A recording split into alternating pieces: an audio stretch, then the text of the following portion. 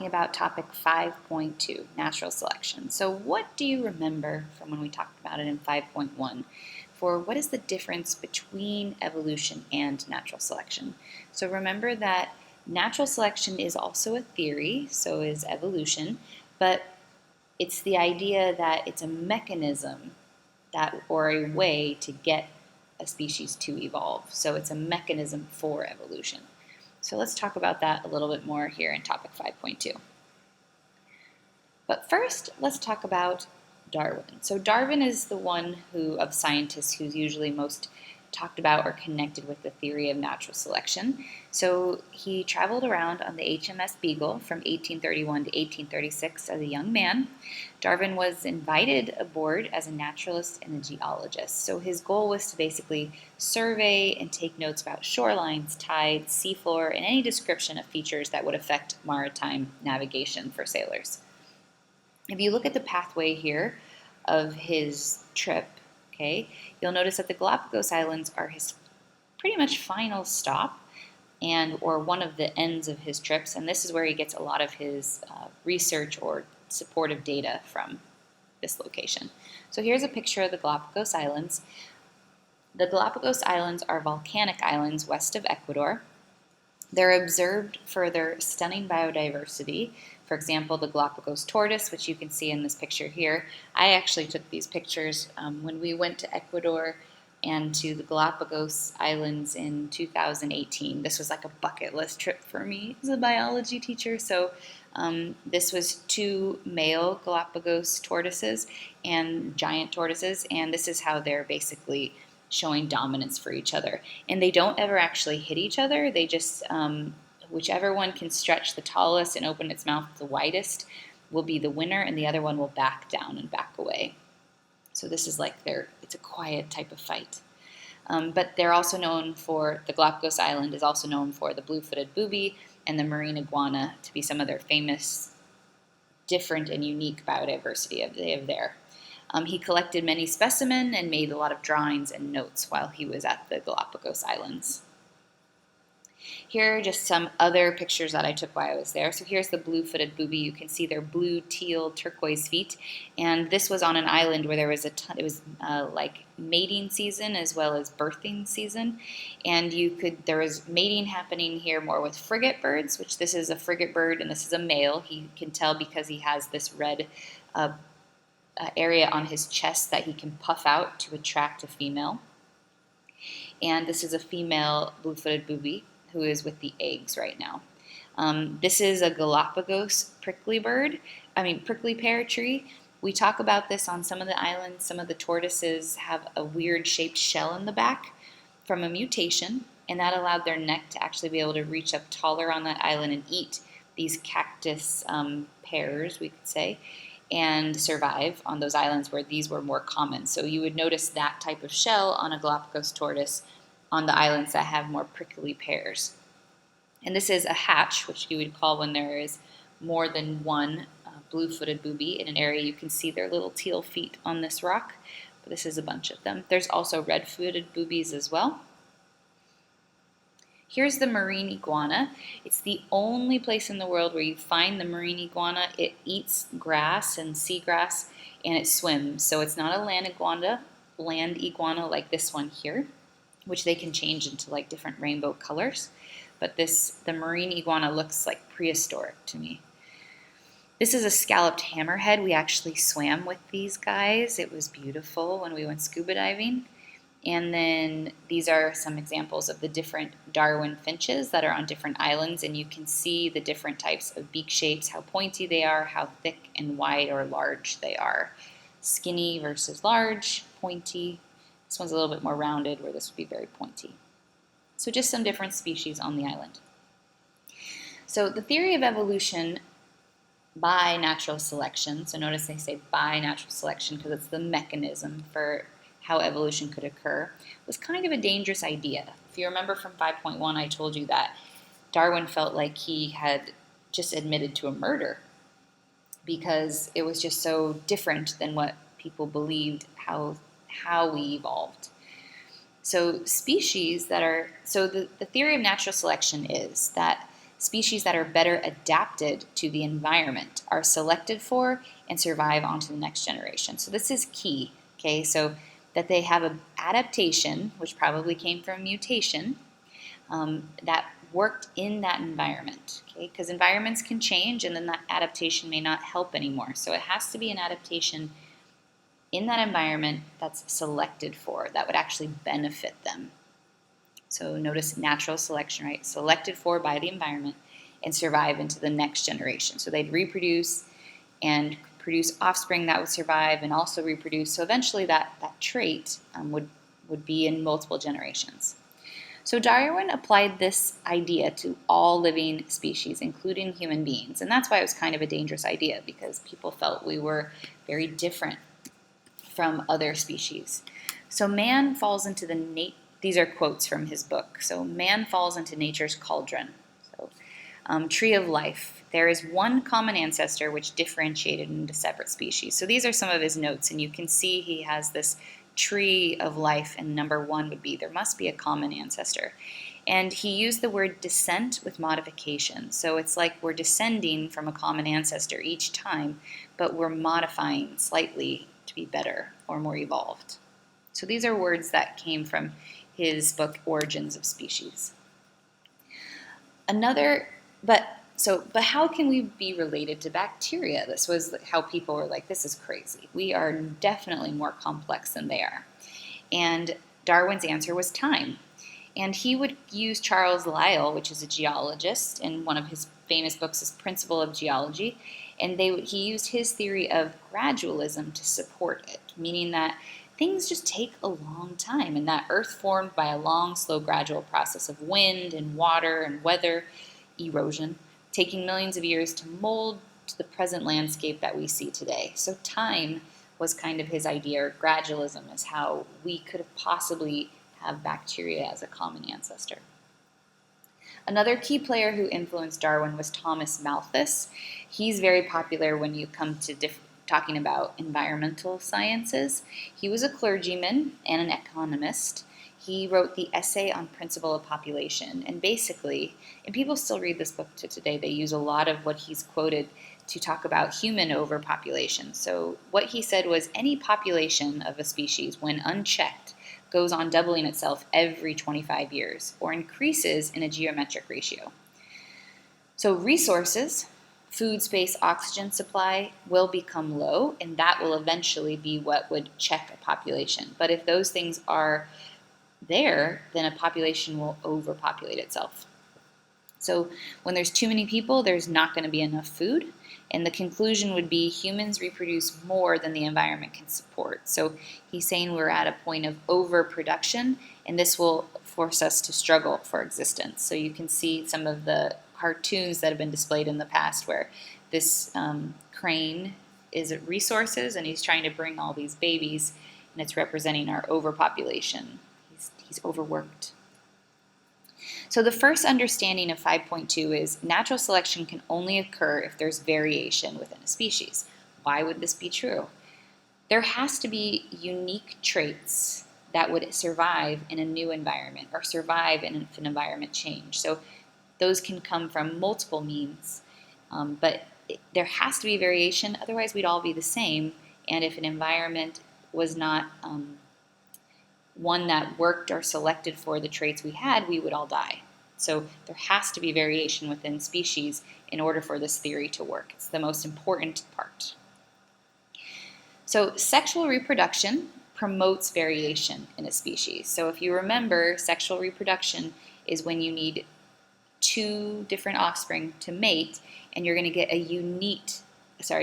two parents to mate, and you're going to get a unique offspring. Okay, so the way sexual reproduction works is meiosis, of course, and there's a couple parts of the process of meiosis that creates that unique haploid cell at the end. So crossing over in prophase 1, where it's a recombination of the homologous pairs. So the pairs from the mom and the dad are getting mixed, the genes are getting mixed, and that's creating a new unique combination in the haploid cells of these offspring. So also the way they line up during metaphase 1. So remember, independent assortment is how they line up is random here, and that can affect which chromosomes that have certain unique genes on them end up in the end. So when they get pulled apart like this, these two cells, if you notice the colors, are very different, and that had to do with the random way that they lined up here. This could have lined up on this side, and it would have been a different result in the end. So the random way that these homologous chromosomes line up at that center during metaphase 1 can also allow for variation. So we have crossing over, independent assortment, and then random fertilization. So in general, we don't know which gamete is going to, or sperm is going to get to the egg first, right? So that's random in itself. Also, we can talk about, in general, the choosing of a mate to reproduce with is random. There's multiple possibilities for who you could choose as a mate. And then mutations. In general, that's just an easy way to create variations is when mutations occur to an organism's DNA, and those new alleles are now in the gene pool of a population and can be passed on. So if you kind of want to put this in a mind map formation, there is variation between members of a species, was the main point he said. And as a result of random mutation creates variation, and sexual reproduction creates variation. You have DNA replication as a place where mutations can happen. Viral infections are also a place where mutations can happen. For sexual reproduction, you have the meiosis, where crossing over in prophase 1 recombines those genes, and random assortment of the chromosomes, where they line up randomly or independent assortment, where they line up independently of each other along that center divide before they divide into two different haploid cells. And then random fertilization, where all these sperm, only one can make it inside. So understanding 4 is about that species tend to overpopulate themselves. So population growth produces more offspring than the carrying capacity of an environment can support. This happens with a lot of species. They overproduce because they hope that one will survive. So you notice like fruit flies, for example, might have 20 offspring, but only 2 survive. So it's very common that this could happen. Offspring or population, like one offspring or a whole population, will compete for limited resources. So whichever one of those 20 fruit flies has the best gene sequences, we could say, or is the most fit, will survive, and then they will live to reproduce and pass on those traits. So intraspecific competition, remember, is competing with other species with your own species for resources. So decreased resources available per individual will increase the mortality rate. The dying individuals have been selected against, we would say, because they didn't survive, so they were not fit, so their genes will not be passed on since they died. And then survivors have been selected for by that environment, and their genes are most fit, and they will survive, reproduce, and pass that on. So if you look at this picture here, this is a J-shaped curve which represents exponential growth, meaning overpopulation. This is an area where there's going to be environmental resistance, where the resources available are going to bring that population back down and kind of plateau at a carrying capacity. That's what this word says. And this is where if you stay below this amount, you will survive. But if we get more, if there's more offspring, any more above this amount, the population increases, then some will die because there's not enough resources past this line. So it's a characteristic of species to overpopulate if resources are abundant, and if they are not abundant, then whichever species has the best traits will survive. Or not species, whichever individuals of a species have the best traits will survive and pass those on. So that'll keep that species going with those particular traits in that environment. So this is words from Darwin's book, Origins of the Species. He says, "Can we doubt that individuals having any advantage, however slight, over others would have the best chance of surviving and procreating their kind? On the other hand, we may feel sure that any variation in the least erroneous would be rigidly destroyed. This preservation of favorable variations and the rejection of erroneous variations I call natural selection. So that was his theory right there. That's like the main part where he named this theory. It's a big deal. He dropped a big one there. So populations tend to produce more offspring than the environment can support, which is then going to lead to the struggle. The struggle is real, right? So struggle for survival. And look at all the things that you'd have to struggle for to make sure you, and if you can, that means that you are the most fit genetically. So competition for space, competition for mates, disease, parasitism, predation, and competition for food. If you can get through all that, that means that you are the most fit, and then you will survive, reproduce, and pass on those traits. So we can kind of look at this grid in a couple ways. So what will lead to natural selection? First, we have overproduction, so tendency of organisms to overproduce, plus limiting factors is going to create that struggle for survival. And then we also have our heritable variation, so different combinations of alleles through mutations, meiosis, and random fertilization is going to create combinations that are best suited for an environment. So between these two factors, the struggle in an environment and the variation, we're going to have natural selection forcing us to evolve. So natural selection is a mechanism by which organisms that are better adapted to the environment will survive and reproduce. The selection pressures on their genetics are going to be things like competition, predation, climate factors, disease, which will keep the numbers of the unselected low. So this is how we can weed out those unfit organisms or traits from a population of species, is that the environment will select against them. And so since they won't probably survive most of the time, or if they do, they'll be very, very, very low amounts of them. Then that's going to lead to inheritance. So the selected will reproduce more than the unselected and pass on their genes to the next generation. So some examples are Darwin's finches. One of Darwin's most famous examples was the evolution of the Galapagos finches. He noticed that the finches on a set of neighboring islands were all closely related, yet clearly separate species. He deduced that they had come from a single population of finches on the mainland and had probably been blown to their new habitats by a storm. So you can see here in this picture, probably an ancestor of the finches. Each habitat or island had different selection pressures, so over millions of years the finches adapted to be best suited for their own islands. Eventually they became separate species. This is known as adaptive radiation. So adaptive radiation is when the environment shifts pretty quickly, and that leads to new resources. So all of a sudden you're going to have different traits potentially that you have work best for this new environment and these new resources. So a trait that you may not feel like is important right now might become important when the environment shifts for some reason. Maybe it's climate, maybe it's a drought, maybe it's a flood, maybe there's a fire. So in this case, whoever's beak worked best to keep getting food and survive was the one that survived on that island.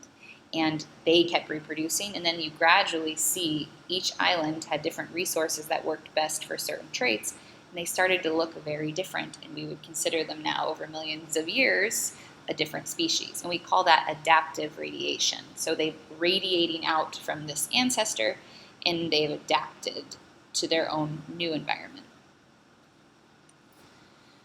So here's an example where we're going to analyze some information about, this is a medium ground finch. They're found on the island Daphne Major. The beak shape and size is what we're going to be looking at, and we're going to see evolution in real time or action. So variation, remember, is for Darwin's finches is between their size and shape of their beaks. This is what makes them most notably different. Yes, they have different colors, but the beaks is what Darwin spoke about the most. So they're endemic to the Galapagos Islands. The habitats are arid lowland forest and shrublands. They generally feed on seeds, but will also feed on insects and the fruit of cacti.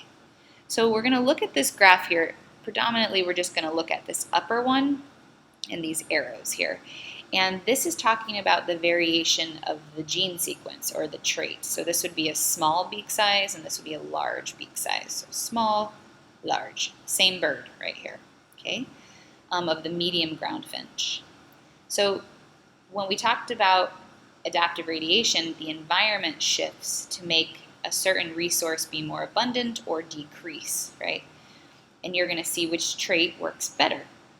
So here in this red arrow, so there's both, you can see there's very, very small beaks and there's very, very large beaks. And here with 0, 0, this would be like a regular medium size, like a middle ground between two. The first environmental change happened in 1974 to 1977. There was a drought because of an El Niño weather condition, which was experienced on Daphne Major. So there wasn't a lot of rain, and as a consequence, there was a shortage in smaller size seeds. So there wasn't smaller seeds to eat. And so that's one thing. So that's happened here. So kind of look at the graph and see what happened to beak size because of that. And then the second was an environmental change in 1983 where there was heavy and frequent rains from an El Niño weather event, which was experienced on Daphne Major, and as a consequence there was abundance of smaller size seeds. So the smaller size seeds came back. So that happened about right here. So you kind of look at the variation of the trait of beak size and think about what happened. So I'm going to give you a minute, maybe stare at it, pause the video, and think about how would you describe what occurred because of these environmental changes?